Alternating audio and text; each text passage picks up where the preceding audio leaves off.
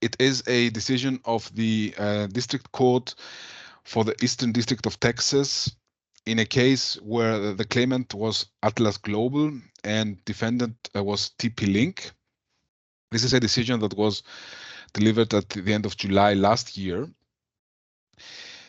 Short introduction to the story behind the case here. The case revolves around Wi-Fi 6 patents, so patents that are relevant for the Wi-Fi 6 standard. These patents were assigned to Atlas Global by a company called Neuracom, which had given an LOA, a letter of assurance towards IEEE, committing there to offer licenses to these patents on upfront terms. So at some point in time after that happened, after Atlas Global got the patents, it sent a letter to TP-Link. This was in June 2021, offering basically negotiations for concluding a license for these patents. There was no agreement signed, and in November 2021, Atlas Global filed this lawsuit before the District Court for the Eastern District of Texas. What is interesting here to keep in mind is that this was a lawsuit where the claimant, the patent owner here, sought damages and other compensatory relief. There were no claims for injunctive relief included in these proceedings. So it was just about damages for patent infringement. The proceedings moved on there. And at a later stage of the proceedings, this was in February 2023, TP-Link, the defendant, filed a counterclaim to, in a sense, stop the claims that the patent owner had asserted here.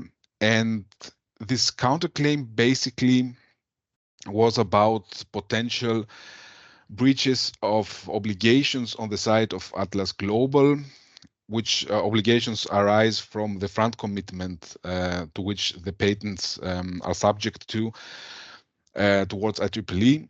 And we're going to see in a moment which were the exact obligations which TP-Link had argued here Atlas Global had breached.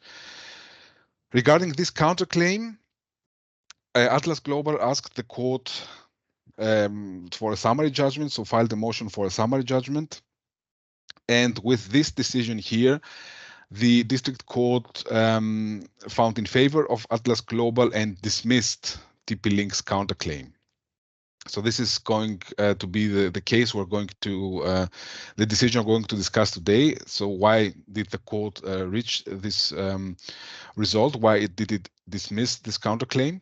But after that, there was also a follow-up in this case. In September 2023, there was a jury award.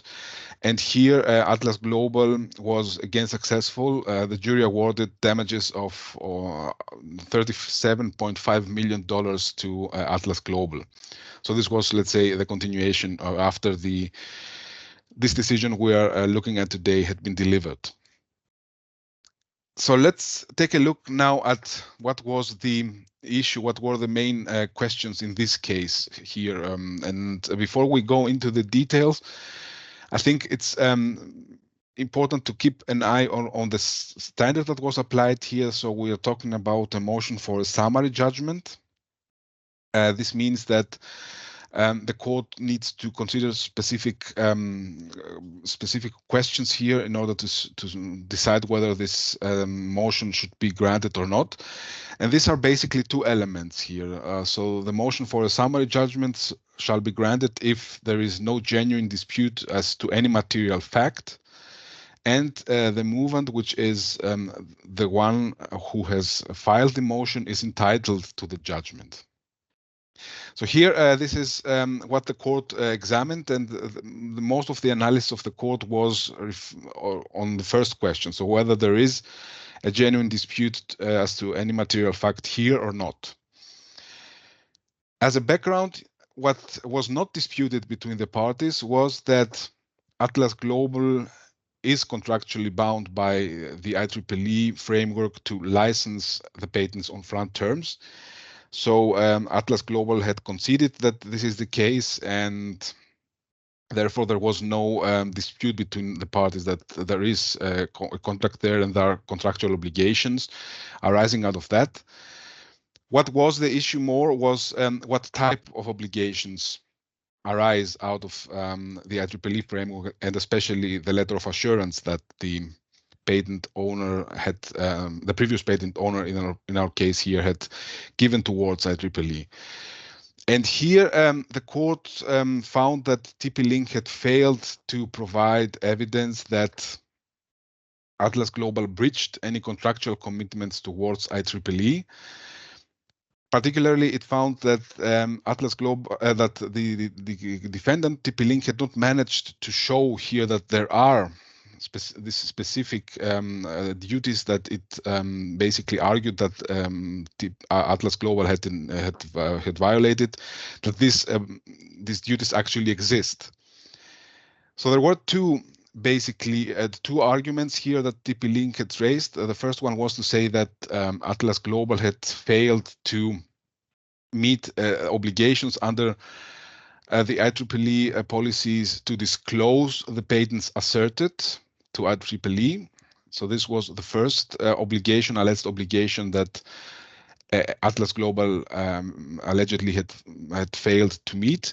And the second one was, according to TP-Link's pleadings, an obligation to offer a license on front terms to TP-Link before filing the lawsuit, before initiating the proceedings. So this were the two parts of TP-Link's arguments, which the court analyzed here. And in both cases, it found that these obligations actually do not exist, are not raised under the IEEE framework, at least in the specific scenario here. So regarding the first one, the court found that TP-Link had offered no evidence that Atlas Global had an obligation to disclose patents, the patents asserted to IEEE, and that it had failed to do so. And for answering this question, the court looked particularly at the actual letter of assurance that had been given here, and under which condition this letter of assurance had been given. Just here as a background, within the IEEE framework, there is a specific form which the patent owner must use in order to make this give this letter of assurance. And there are specific choices that the patent owner can make in this form. There is one fundamental choice that is to be made, is whether you would have a positive LOA, meaning that whether you would have whether you would make an undertaking to make licenses for the patent claims that are being affected or covered by the LOA, either with or without compensation. And there is the other choice to make a negative LOA, meaning that you're not prepared to grant to make licenses available for this patent. In the present case, the LOA was a positive LOA, so there was a commitment or an undertaking to make licenses available. And it was also a blanket letter of assurance, meaning that it referred to all essential patents claims of the patent owner, not to specific ones, so that it covered basically all claims that are or potentially could be essential regarding the patents which were relevant here.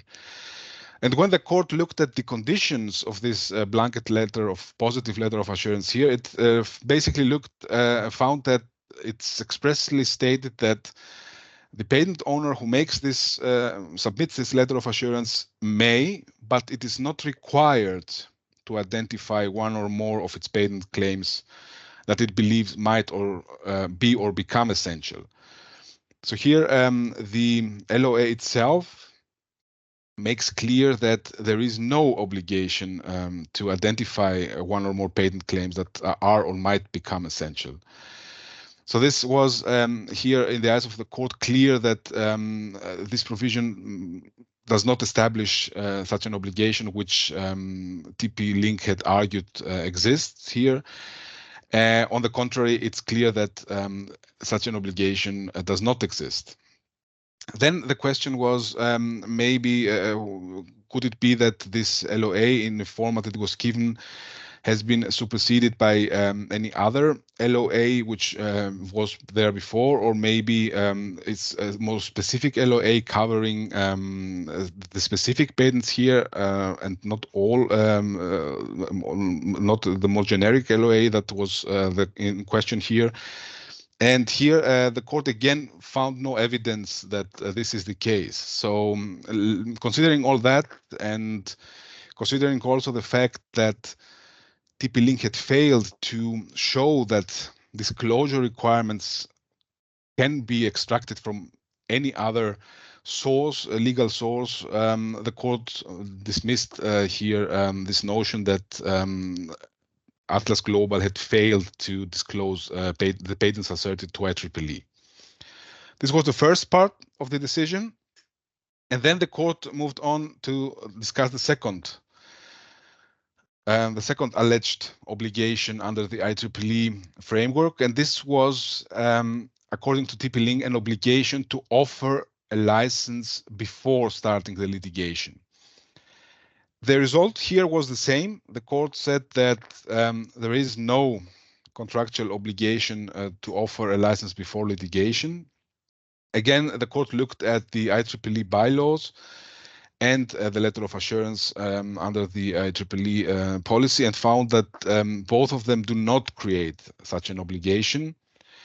The court saw basically that the IEEE bylaws require a licensing assurance based on the standard LOA form, and it's not anything more than that. So they require the patent owner to give this licensing assurance using, as we said already, the standard LOA form. And then if we look at the LOA form again, you have there the possibilities we have discussed already, several options. But if you choose then the option to offer licenses to make a positive LOA, the terms are that you will offer, you will make available a license for any compliant implementation, worldwide license on reasonable terms that are not discriminatory, so on front terms and conditions. And looking at the wording of the LOA, the court found that under this wording, there is no requirement to offer a license or specific terms before filing a lawsuit. The court said, if you look at this more closely, you will see that there is rather an obligation to grant a license on front terms rather than to offer licenses on front terms. So here again, the court found that the IEEE bylaws and the LOA under the IEEE framework do not basically support this notion that you have a contractual obligation to offer a license before litigation. Here, of course, what we should keep in mind is that this was a case where damages were asserted, so did not have an injunctive relief being asserted by the patent owner here. Having said that and looked at that, the court then turned to look at the arguments of TP-Link that this obligation is also established by case law. Here, TP-Link made reference to several cases, including TCL Ericsson, but focused also on two specific cases, Realtek versus LSI and the Microsoft versus Motorola case. And there it cited some findings of the courts, of the respective courts, in which the court seemed to argue that before filing an action, the patent owner should at least should make an offer on front terms, so supporting basically the notion that they wanted to see through here. The court looked at that and found, however, that the specific decisions here are not applicable in the present case because they refer to exclusionary rights, meaning a right to, particularly a right to injunctive relief, which were, however, not asserted here. So these type of claims were not part of these proceedings. So in the eyes of the court, this meant that this case law was not directly applicable here. And therefore, you could not argue based on these previous decisions that there was a duty here for Atlas Global to make a front license offer to TP-Link before filing the case, which was again a case in which Atlas Global sought damages and other compensatory relief. So this was the decision of the court here, dismissing also this second base, which TP-Link had argued here, and therefore dismissing or granting this motion for a summary judgment in the present proceedings. One thing that might be interesting here is to look this decision also from an international angle, particularly looking at what is the situation in Europe and whether this is something which is comparable or not. And I think if we look at the outcome, basically, we will see that there are some similarities, especially between the US approach, which has been mirrored here in this decision, and what we have seen in Europe, or what applies in Europe, particularly under the Huawei versus ZTE decision. Here, just one short recap. We have in Europe the Huawei ZTE framework, which is based on a decision of the Court of Justice of the EU from 2015. And here the court had established obligations for both SEP owners and implementers regarding front licensing and front negotiations. And indeed, the court in the Court of Justice of the EU had established obligations for the patent owner even before starting litigation. One obligation is to inform the implementer that there is infringement and that a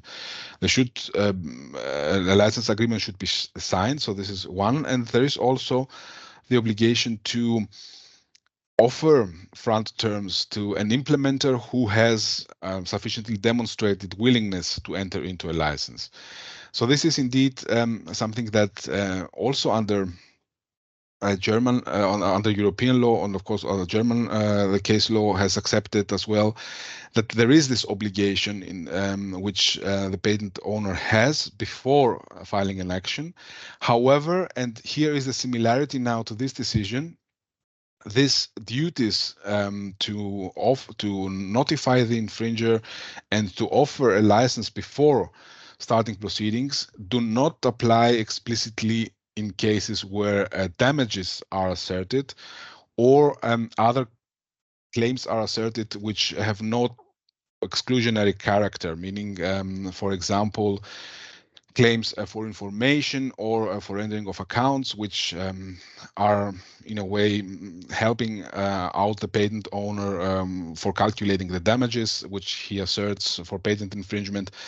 So here also under the Huawei ZTE framework in Europe, when you assert damage claims, only damage claims, and not claims for injunctive relief or other exclusionary measures, for example, the recall or destruction of infringing products, there are no obligations on the side of the patent owner to do anything at all before starting litigation against the implementer. And I think this is very similar to the outcome of this case here, where the court also found that there is no ground to establish this obligation, especially the obligation to offer a front license before starting litigation. Again, when damages are being requested by the patent owner in the proceedings.